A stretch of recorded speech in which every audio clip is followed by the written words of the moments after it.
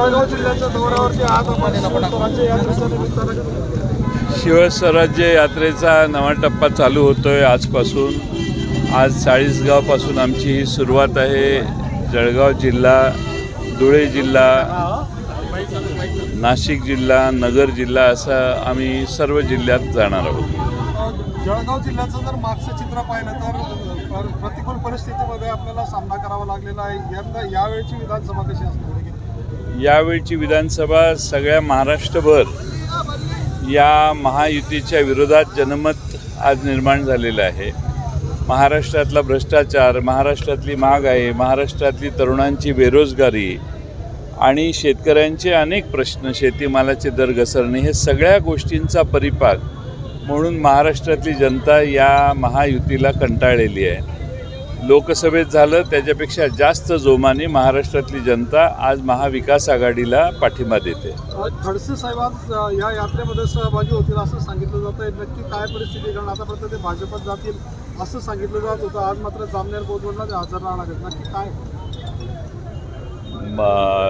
आमच्या यात्रेत ते येणार आहेत की नाही मला अजून माहिती नाही आहे आणि माझा अलीकडे त्यांचा संपर्क झालेला नाही। मध्ये त्यांचा एकदा फोन आलेला, पण ते याच्यात सहभागी झाले तर आनंदच आहे। तुम्हाला असं वाटतं माहिती म्हणजे तुम्हाला माहीत असेलच का? नाही, आता नक्की कुठे येणार काय हे मला माहीत नाही ना। पण ते आता राष्ट्रवादीत आले हे तरी माहीत आहेत का? कारण त्यांनी आमच्या माझा कट्टाला सांगितलं आता भाजपत जाण्याचा विचार मी सोडून दिलेला आहे असं मी बघितलं। आणि तसे ते तिकडे गेलेलेही नव्हते, पण ते आल्यानंतर त्यांच्याशी चर्चा होईलच आमची। आज भेट झाली तर ते येणार असतील तर। पाटील साहेब, पुन्हा मराठा आणि ओबीसी आरक्षणावरून वाद पेटलेला आहे, काय सांगाल? पुन्हा आमने सामने आले आहेत मराठा आणि ओबीसी?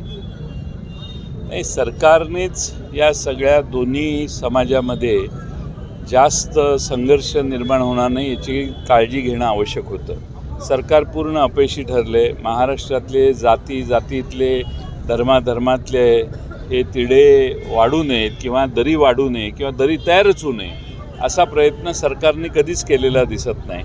सरकारमधलेच दोन बाजू सांभाळताना दिसतात आणि त्यामुळे या महाराष्ट्रातल्या जनतेमध्ये संभ्रम आहे आणि सरकारविरोधी या दोन्ही समाजांनी केलेल्या मागण्यांविषयी प्रचंड रोष आहे। मनोज जरांगे पाटील यांची प्रकृती खालावली आहे, त्यांच्यावर सलाईनने उपचार सुरू आहे।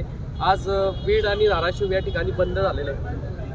त्यांच्या समर्थनार्थ त्यांच्याशी सरकारने काय चर्चा केली आम्हाला नक्की माहीत नाही, पण त्यांच्या मागण्या पूर्ण झालेल्या दिसत नाहीत आणि त्यामुळे त्या बाबतीत सरकारने आवश्यक ती पावलं उचलावीत।